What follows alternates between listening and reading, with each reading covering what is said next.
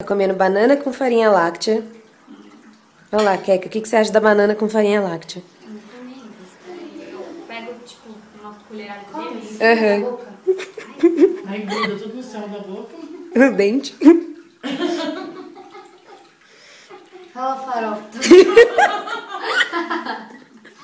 Eu não passava doce, nossa. Ai, grudando só na minha boca. Agora nos dentes. Dá um sorriso. E pra tirar essa barulho. Fica até segunda-feira. É gostoso, é bom. É bom, vou comer várias vezes ou bom? Tá bom pra uma primeira vez? Não consegue falar.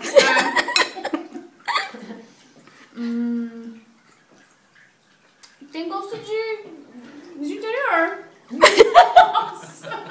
Nossa, tem gosto de interior. Não, tem gosto de interior.